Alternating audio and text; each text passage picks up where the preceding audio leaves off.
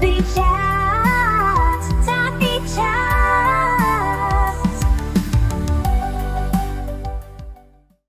Hi, everyone, and welcome to Tappy Chat. I'm Miss Alex from Tappy Toes Forest Hill, and I am going to be chatting today about mums. We're going to focus in on you guys. We have little ones, we're caring, we're parents, but we also need to think about ourselves. And particularly from postnatal, from that moment that you've had a baby and your body has changed and everything has changed and you're tired and you're exhausted and you're trying to fight back to what you consider your normal. And we've all been there. So we're going to have a look at postnatal health. We might even dip into pelvic floor. I promise, not for too long. And with me to take me on this fitness journey today, we have the wonderful Paulina from Mamma Mia Fitness, which I've just learned she runs alongside her husband. So it is a family business, and this is the lady who's going to talk us through fitness and everything about it because it's a tough challenge. It's a tough challenge normally in life, but suddenly adding in parenthood changes everything. So hi Paulina, welcome to Tappy Chats. How are you? Hi. Hi, Alexandra. Thank you so much for having me. I'm very good, thank you. Oh, Yeah, just as you mentioned, it is a challenge to be a parent, and it is a challenge to keep on the fitness journey. So you're a I mum am really, too, really pleased yeah. to be here and just I am, Oh, I that's brilliant. am. Yeah, I seem to keep picking mums of two for some reason. I'm a mum of two, and every guest I've had Yeah. so far has been a mum of two. But gosh, yes, it's a challenge. Why don't you start? Tell us about you and your family and how you set up Mamma Mia Fit. Absolutely. So, well, my story is a bit long. So I started as a overweight kid. I always had problems with my weight. I lost the weight through trial and errors, and that's how I became passionate about nutrition and fitness. Oh, I actually moved to London because I'm Polish. I'm from Poland. I moved to London to study, and I became a dietitian. And at the same time, became a PT. So I actually kind of combined these two and started working as a, PT in London. At that time, I met my husband as well, who also have a baggage of experience with weight loss and overweight, being overweight as a kid. And he had a fitness studio in London. So we started working together then. Um, we were together for a couple of years, and I actually got pregnant, but I didn't know about this. So I had a miscarriage. That's a very, very sad story. I'm sorry to mention this, but I had a miscarriage, and I wasn't aware. That's when I found out that I was pregnant, and honestly, this experience changed my life because I before then I never considered, like prenatal, postnatal training, fertility things. I never kind of thought about it. I was young. I was, living my life, doing my training, enjoying fitness, enjoying everything. And then suddenly, this experience made me realize that, the advice out there and the people that you want to kind of speak with and just kind of find out more about what to do when you're pregnant in terms of fitness, what to do when you're actually postpartum, is very limited and it's very outdated. So I started to do a lot of courses on the topic. I joined, I don't know if you know, Burrell Education. She's UK based. She does a lot of courses for moms. I do highly recommend them. She trains the trainers. And when I was trying to get pregnant again, I actually started working with moms. So, and then that was the time that I actually realized that a lot of moms are just like me. They don't know what to do. They were never told. They go to the doctors. Doctor tell them, "Oh, just don't strain yourself." They tell them to avoid activity, maybe to do a bit of swimming. But then, if you have been like a gym rat like me, yeah, just swimming is not really good advice, isn't it? yeah, So that's what I found out. And they also after pregnancy, they are told, yeah, like they get the 6 week checkup most of the time, and they are told, yeah, you're fine. But no one actually checks them. No one checks the pelvic floor. No one checks the diastasis. No one actually talks to them. There's a lot of postnatal depression around, etc. And the doctors just completely ignore it. mm, So I was very happy to be in this field and start working with moms. But because we were alone in London, we decided to move to Poland, to my home country. So I actually got pregnant in London. I gave birth in Poland, and I went through a very dramatic birth experience. So that kind of taught me that being prepared and knowing about birth and all the things does not really mean that you're really prepared, because everything can just go really, really wrong. Um, but I gave birth. I had a emergency C-section. I knew what to expect after C-section from the courses, from the books, but really didn't have as much idea, S- Yeah. Exactly. So what I did is like 2 weeks after I had my intervention, I was like, okay, I'm fit. I was always fit. I want to go back to fitness. I felt the pressure of needing to bounce back. Yes. So, of course, what I did is I decided to do some abdominal training, because I was like, okay, my belly looks really bad. So maybe I'm just going to do a very, very, like, rehab based, but still a bit too much abdominal training. And my scar, this time, like, started to swell up, and I had problems with it. So that's kind of how I found out that, and obviously all the doctors that I've asked, everybody was like, there were different advices. Everybody was like, okay, you either can do this or you shouldn't do anything. You should like lie down in bed, but then you have this newborn to take care of. It was a mess. Yeah. So I've learned on my experience that, recovery just looks different for everybody. And that, despite all the advices, you need to really listen to your body. And you should not be influenced by, okay, you need to bounce back, you need to do this, you just really should start thinking about yourself and how you kind of get back to the fitness. Um, so from Poland, we actually, obviously, we moved in there because we wanted to have some support. But then what happened is that my parents are actually working, so they were not able to help us as much. And with the second pregnancy, we decided to move to Italy. So we actually traveled. So I've been pregnant in 3 different countries. Wow. And gave birth in 2 different countries. And I obviously have seen 3 different health systems and healthcare, so kind of like how the moms are actually being, care about. So I cannot. So that's kind of how Mamma Mia Fitness started. It started in London as an idea. Then it moved into online training for moms. And then with all this baggage and experience, it moved into online training, but for expats moms, because we understand. So first of all, we want to help moms to safely get back to training, get back to fitness without feeling like they need to bounce back or get their pre-pregnancy body back, or all these things that are kind of like, slogans online. But also we understand how difficult it is to be without support, not in your own country, not maybe understanding the language, not being able to get, the food that because imagining that you need a nutritionist in your own country. Let's say that you live in Germany, but you're English. If you get a nutritionist in England, they're gonna give you the foods that are in England, but you cannot access them in Germany. If you get a German nutritionist, they're gonna get you to eat something that you technically don't like because it's not your food. So that's kind of how we decided to create a whole company focusing on all these challenges that new moms could be experiencing abroad, but also as a new mom. It's just another layer. I didn't even think Yeah. about that. It's another layer to have a child and then be focusing with all that pressure of that you put on yourself to get back to you wanting to be you again, Yeah. and other people are always looking at you because they judge your bump and they judge how you've recovered. But yeah, to take that and then add in the isolation or the extraction of being somewhere else is really hard when you haven't got that support system around you. So Yeah. yeah, being able to zoom in and talk to a human being that goes, this is what's going to help would be immense. So, where do you start?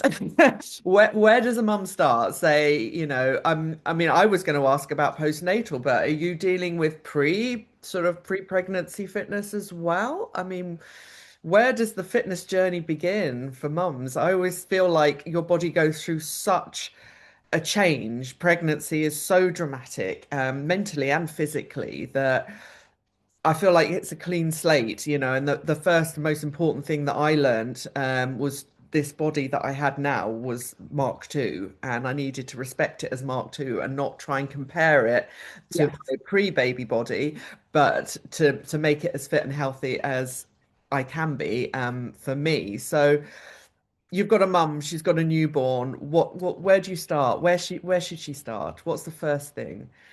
Absolutely. So I think the first thing you're supposed to think about is the recovery and how it looks for her. Okay. So obviously she needs to think, she needs to have a look at, okay, how was her birth experience?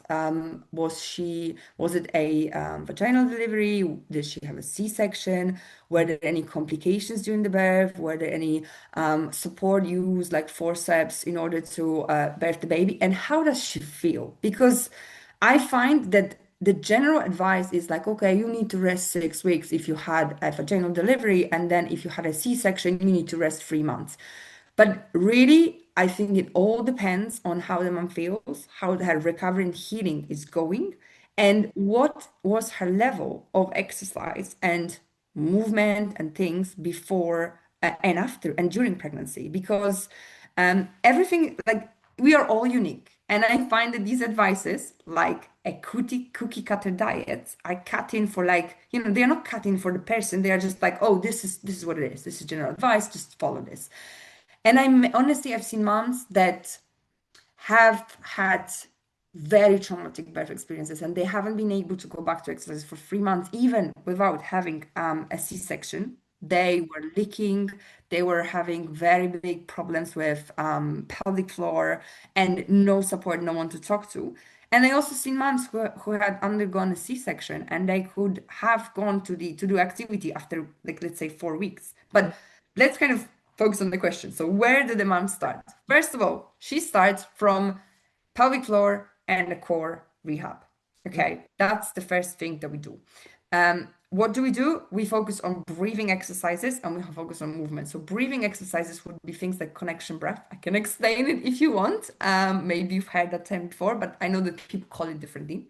Yeah. So connection breath is basically an idea that our pelvic floor and our core and our diaphragm and our back muscles are all connected and they create like a canister. Okay. So whenever we experience issues like leaking, heaviness, pain during sex, any sort of weird symptoms down there, feeling like nothing is working, Mm. and or whenever we try to stand up, we have some dooming or coning or of our abdominal wall, we want to make sure that we start working with the pelvic floor and the core together. We need to reconnect them. Yeah. Okay, we do this through the breathing. It's not an exercise as people think of, like, okay, I'm gonna sweat and I'm gonna do crunches, etc. So that's definitely not this. Yeah. That's more like a rehab, lying down on your back, thinking about your breathing and about how to activate these muscles and reconnect to them. And then after we do these exercises, so we can start, I think we can start, I mean, the pelvic floor and the core rehab as a connection breath and the breathing exercise, we can start as early on as 2 weeks after giving birth. So we can technically start it straight away. Um, and then obviously when we talk about the activity, like squats, fitness, etc., it all depends on how well we are able to activate the pelvic floor and the core. Okay, as simple as I can put it. Then the other thing I would tell to the mom to start with is connecting to the baby, because that's super important to just be in this time with the baby and just focus on, yes, yourself and your healing, but also the fact that, yeah, now it's the time to just maybe not try to jump back into the fitness and squats, etc., but to just take this time to get to know the baby and get to know yourself in that new kind of new time as a mom. Yeah. And the third thing is movement, because I find that many times movement is confused with workout, and it's not the same thing, because movement could be as simple as throwing some dance move in your living room, Yeah. or playing with your baby, or walking around your house, or in general going outside and just having a little walk with the buggy. Yeah, completely. Because it's so much going on. There's so much chemistry happening in those early few weeks. Yeah. You know, you potentially feeding a baby as well. You know, you need to be sort of nourishing yourself and just kind of getting back to some, you know, you've probably got no sleep, you're tired, you've got no time, you know, it's finding something quite small, little baby steps, but to feel like you're putting a bit of time into yourself, I guess. Yes. Yeah, I mean, I had two C-sections, you know, and no one told me about recovery. No one told me that your abs can even separate, you know. Yes. It's like Yes. not even having that information. They just said rest for 6 weeks, 8 weeks. And I think I ran a 10K at 8 weeks because I was so frustrated with being just told to sit around and do nothing that I just went and did a race and got told off for it and did suffer for it a lot later. Um, but it's hard to know what's right for you, I guess. What like there must be sort of common challenges that pop up at this time that you hear a lot about from every mum that kind of comes to you. What would they be? Just the same sort of stumbling blocks that people come across. I will tell you in a second just what I wanted to say with this thing that you said to me. Yeah. That's the thing that I'm the most upset about the advice that it's given to the people because the moms. Because I think that because we are all so different, I think recovery for you might look like that you need to be cocooned and you need to have all the support system and you need to stay in bed, you need to lie with your baby, you need to cuddle the baby and do nothing. But Mm. it could also mean that you're one of these people that you want to do. So why did the hell did they tell you to stay in bed? You know what I mean? That's just not right. So I Yeah. just would like to normalize that as well, that we are all different, and recovery means that you do whatever feels good You. Yeah. for you exactly. Yes, because I remember a doctor saying to me when I first discovered I was pregnant, I was very active Yeah. the first time round, and I said, "Well, what can I do?" And she said, "Whatever your body is used to doing. So if you're used to a certain level of exercise, obviously listen to your body, but you can't not do it. You know, if you're used to running or if you're used to going to the gym, you just have to find a sort of a slightly gentler way of doing it." And I was like, well, okay, that's interesting. So my, you know, first pregnancy, I was even more active. And then suddenly postnatally, they're like, no, no, you have to lie still and do not move. And, you know, just you're somehow expected to lift a baby and care and change a baby, but at the Exactly. same time do nothing and recover.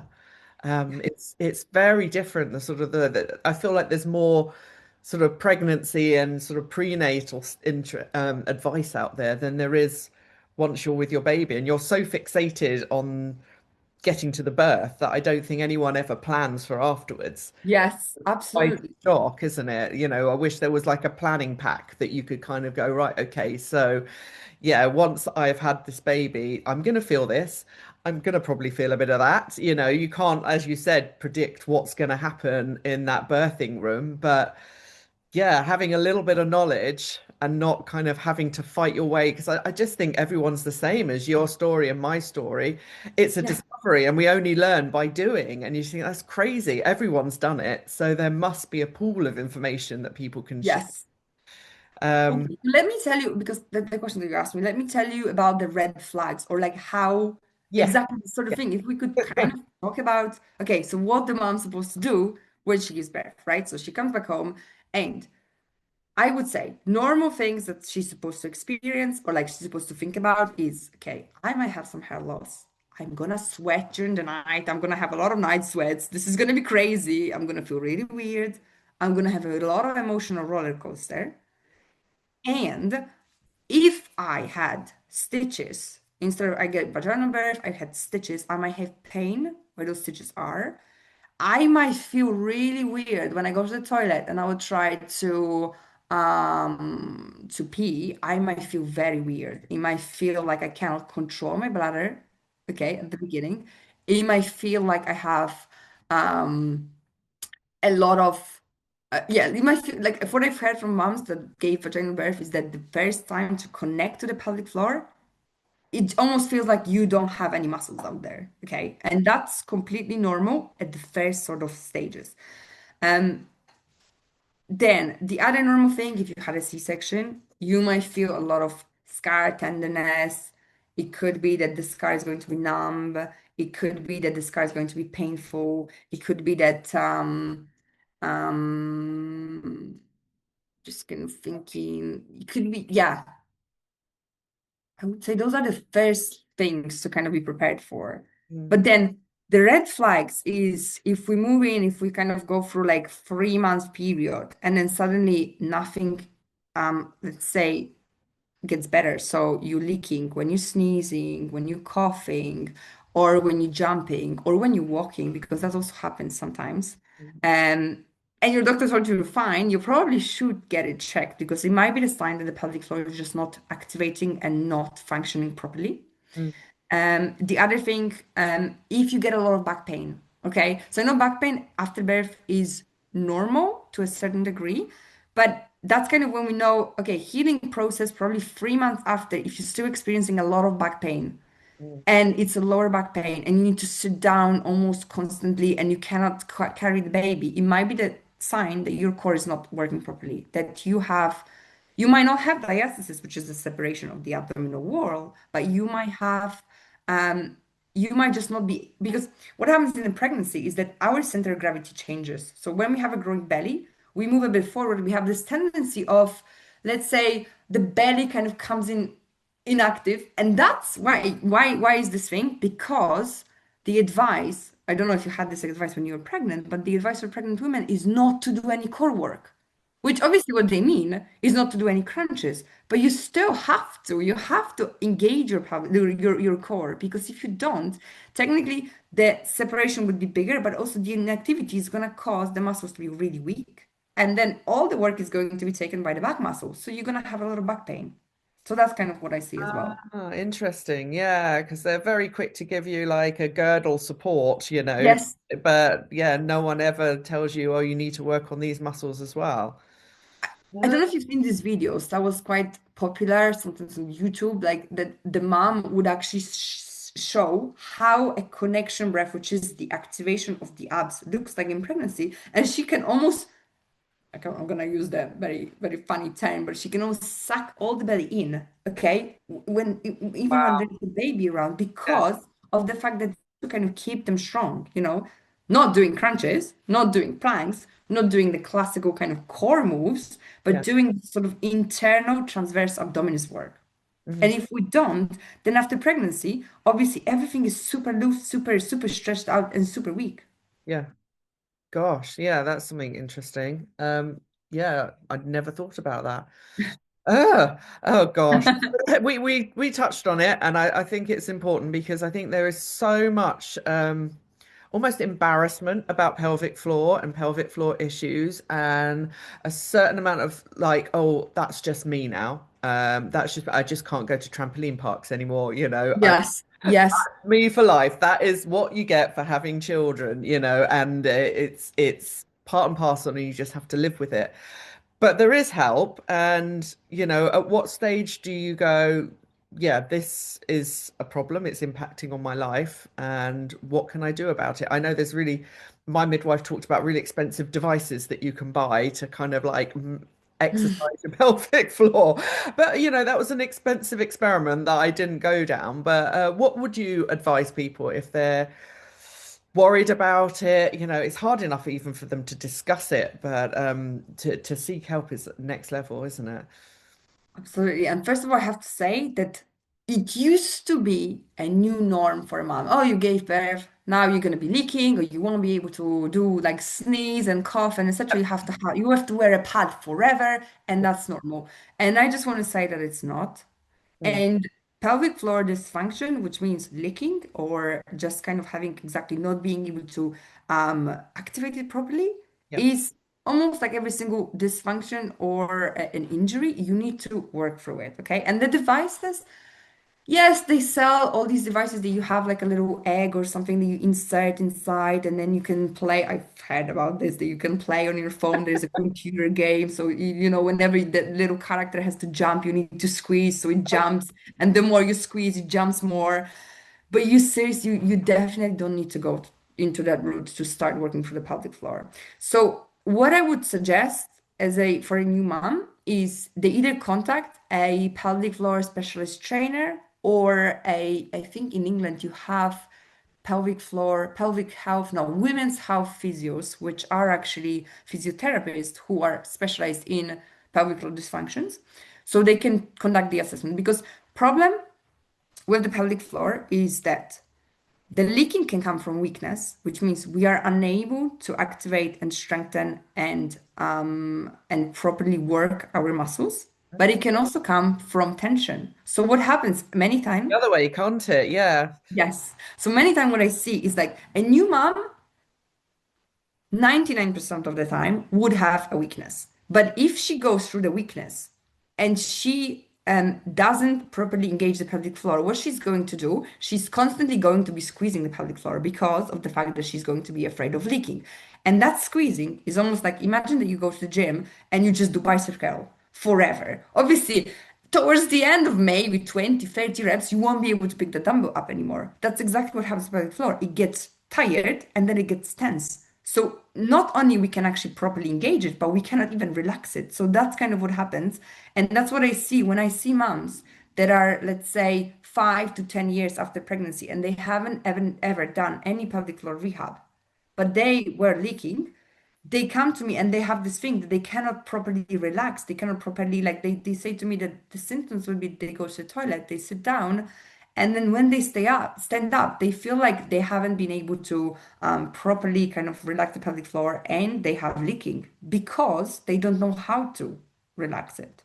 Okay. So that's where the other work comes in, not only strengthening, but also relaxation. So that's why it's very important to have it checked and kind of understand what symptoms there are, whether it's only I am leaking when I'm sneezing because I feel this massive gush of air and everything is just kind of letting go. Mm. Or is it also when I need to go to the toilet, I cannot evacuate properly, I cannot just do Yes. my thing properly, you know?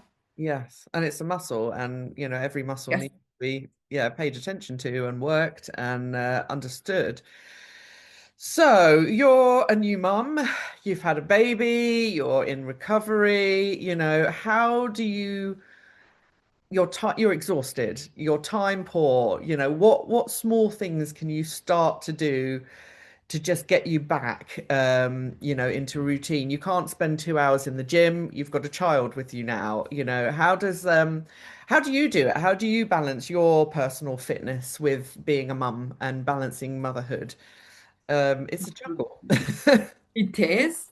So, how do I do it? I have a lot of help. Okay. I do ask for help. I've learned that there is this thing about us women that we are a bit ashamed to ask for help, Yeah. and we feel like we have to do it all alone. We always kind of we have to be strong, etc. But when we actually accept this fact that, right, if we think long time ago, women, they were giving birth. There was a community of women ready to help, ready to take care of the baby, ready to do this, ready to cook, ready to do that. They were never doing it alone. So when we actually want to do it alone, we sort of sacrifice ourselves, and sacrificing ourselves, it is an honorable thing. But then what happens is that we we obviously are not able to be as happy and as engaged with everything because obviously, just we kind of forget that okay, taking care of ourselves is not selfish. It's sort of a survival so that we can take care of our kids Children. better. Yeah. Yeah. So what I say to new moms whenever they join our programs or whenever I speak with them is I always start with pelvic floor and core rehab. It takes 5 minutes a day. Okay, so there are the core and pelvic floor breathing exercises that I normally tell them to do around evening or whenever they're lying down in bed with the baby around, it could be, and they just do 5 minutes of core and pelvic floor rehab. On top of that, I encourage them to do movement. So daily movement. If they feel like going for a walk, there is a nice weather, I encourage them to go out with the baby. If the baby doesn't want to be in pram, maybe I kind of ask them if they can actually get the baby in a carrier, if they feel that the pelvic floor and core are strong enough. If not, maybe just doing some tasks at home, maybe asking someone to take care of the baby so they can just get some fresh air and do a little walk. And then the other thing that I encourage moms to do is I call it exercise snacks. I don't know if you've heard, there's a lot of research about that, that exercise snacks are so much more effective than actually getting a full hour of exercises. Right. So I just exercise. heard the word snacks and I was in. Exactly. Yeah, It sounds tasty. But yeah, it's like a mini break yeah, that you do activity, but you take instead of taking an hour, you take 15 minutes. You can do it whenever you are. And you don't have to have weights around, you don't have to have a gym around, you can do it at your home, you can do it at the park, etc. I just give them 2 to 3 exercises. They repeat it 2 to 3 times, always focusing on the pelvic floor and the core. yeah. And which doesn't mean that they do crunches. It just means that whenever we do a squat, for example, we just learn to activate the pelvic floor and the core properly in order to be able to do the squat with that. And I ask them to do this 2 times a week if they can. But again, it's all about this is, there is a um, best case scenario and there is whatever you will manage to do. But yeah, these are the things that's how we approach fitness. We just try to kind of find little time to kind of we don't try to plan mom's life around fitness. We try to find to plan fitness around their life so it actually matches their life. Cool. And you do all your classes online, so you've not got to get to a studio. You don't need any particular Yes. space. It's just sort of fitting in. Do you always do one-to-one, or do you kind of collect mums together and do something more in a sort of group setting? So we used to do the one-to-one sessions. Mm. Now we're moving a bit more into the group settings. We just find that it is a bit more engaging for moms as well because obviously they don't leave the house. I sometimes find when you are postpartum and you live abroad and you're alone, there's also this thing of like, okay, you have your friends, or maybe your friends didn't have the baby. It doesn't mean you don't have to even live abroad. You can be in your country, and then suddenly you find yourself in the situation.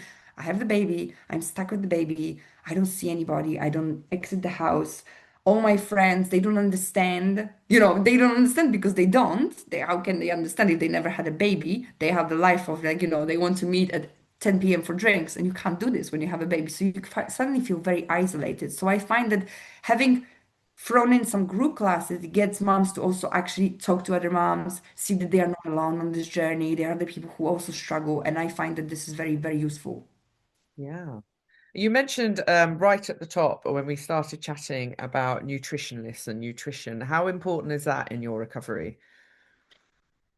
It's so actually our programs, they focus on nutrition Mm. and activity. So we do those 2 things together Yeah, because yes, recovery means obviously that we need to eat healthy, but healthy means a lot of things because obviously if we don't like thinking about scenario of a mom who just gave birth, she's at home, she's alone, and she has to cook the dinner. Most of the time, the dinner is not cooked. Most of the time, she grabs snacks on the go. Maybe she prepares something for the baby, but she breastfeeds. If she breastfeeds in continuation because it's almost non-stop. yeah, She does not have time to cook. So normally, moms would grab things like cakes, biscuits, anything that is confectioned and is ready to go. yeah, And obviously, the more processed food we eat, and the sugary and inflammatory oils, the longer our recovery, the longer our body will take to actually recover. So it's very important to try and balance the meals. How do we do that? That's kind of when we go back to this thing when you said, oh, it would be a nice thing to kind of have a little like guide whenever you give birth of what you should expect. And I always, if I have a chance to work with mom who is pregnant, I always tell her, okay, try to maybe cook meals, freeze them, or put a system. Sometimes there are meal deliveries or something like this that you can actually have whenever you give birth for this first months that you know that if you are unable to cook a meal for you, you know where to get it from. yeah.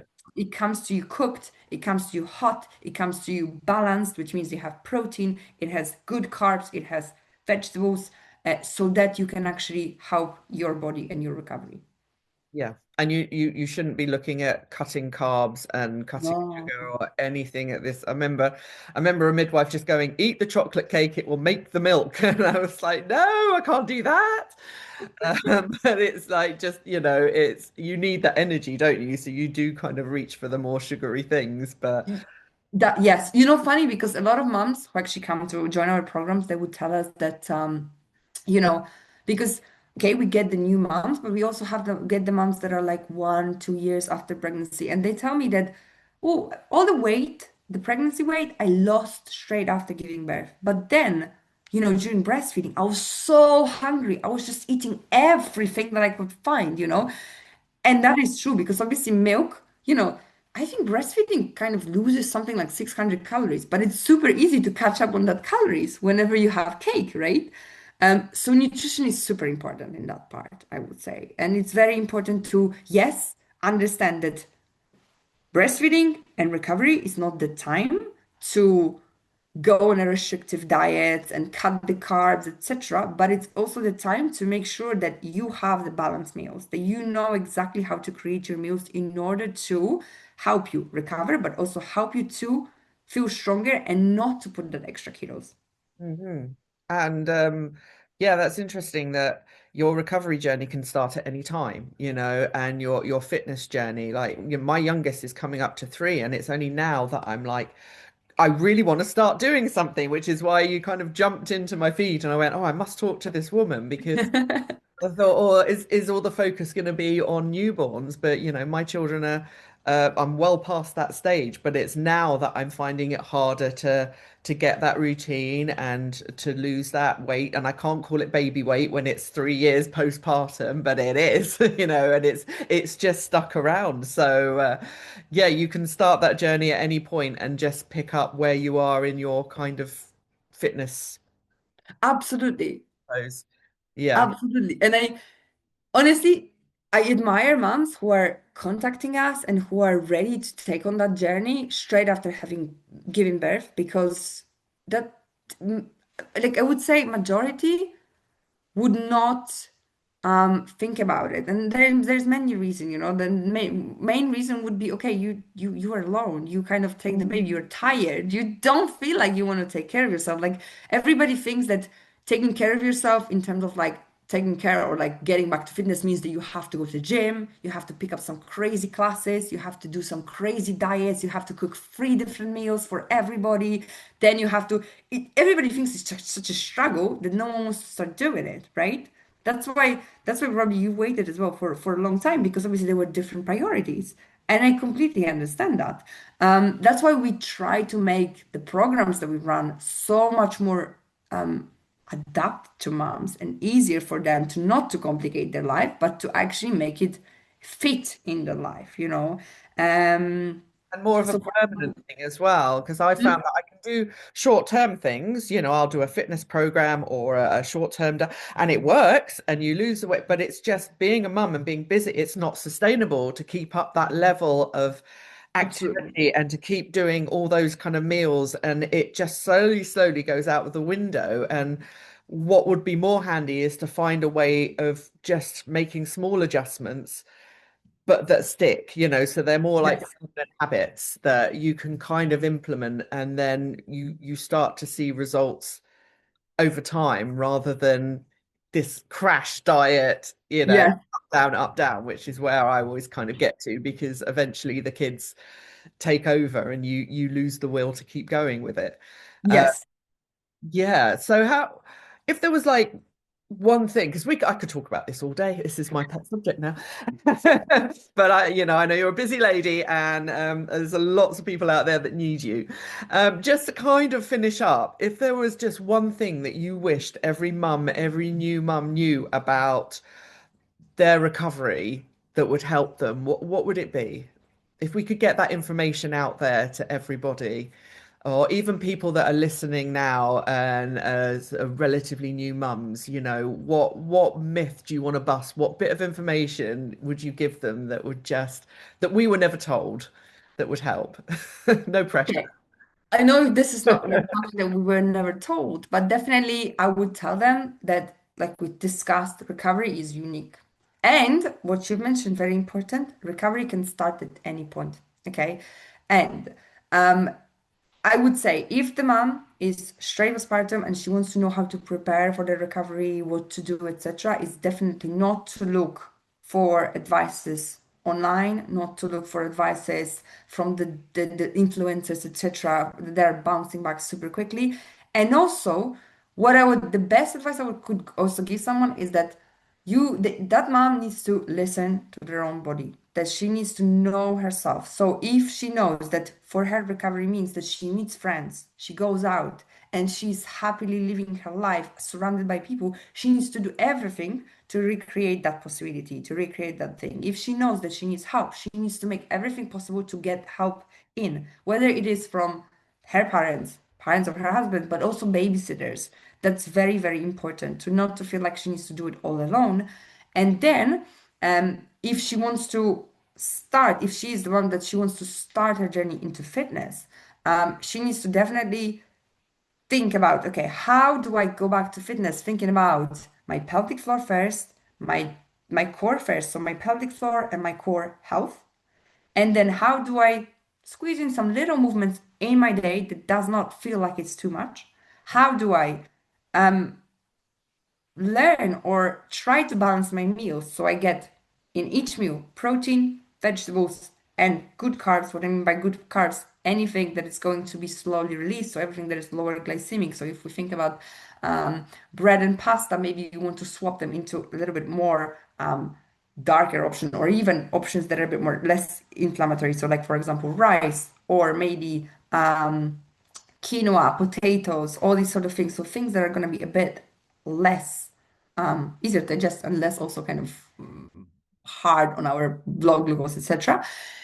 And then the other thing that she needs to think about, sorry, just kind of gone off a bit off the topic. Yeah, so that would be probably what I would tell them, to just kind of, and then if she's ready to start her recovery, her journey back to fitness, it's never too late. That's also what I would tell them. Yeah, don't rush it, and it's never too late. It's never too late. Yeah. You're unique. You need to think about yourself. You need to think about the family, and you need to do whatever feels right for you, not whatever doctors would tell you. And if you also, the other thing, if you feel like there's a sign or symptom that is worrying to you, despite doctors telling you, okay, everything is fine, I would encourage you to seek help in different professionals. Mm. Yeah, a lot can be just explained as postpartum. It's Yeah. well, you're postnatal, you're postpartum. This Yeah, last don't accept the new ah, postpartum as a new norm. That's yeah, definitely something that I would tell them. yeah. Wonderful. Oh, it's been lovely to chat to you today, Paulina. Thank you so much. If people want to find you, how can they find you at Mamma Mia Fitness? So we are on Facebook and on Instagram as Mamma Mia Fit as Mamma Mia Fitness. Our website is mammamiafit.com. And oh, I wanted to also say that people who are listening to the podcast, if they would like to get something from us, because we have a little kind of, we put little resources. So for example, if there are any if they're interested in any of these topics that we kind of talked about, they can email us, and we're going to send them a little PDF, whether it is for weight loss, whether it is for recovery, pelvic floor and core recovery. That's kind of that's how they can kind of start connecting with us. And then just wanted to say that the programs that we run, okay, they kind of focus on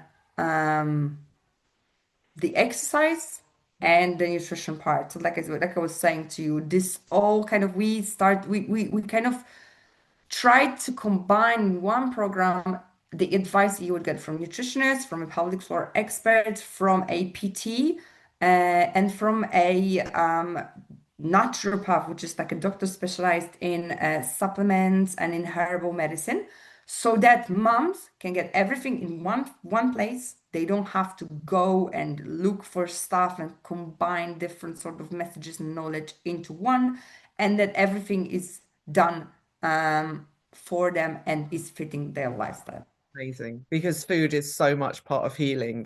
It's wonderful to combine it. And look, resources are out there for you guys, so use them. Do please reach out for any help that you need. And thank you so much for joining us today, Paulina. Thank you so much. Take care. It was Bye great talking to you. bye. It's Tappy Chat.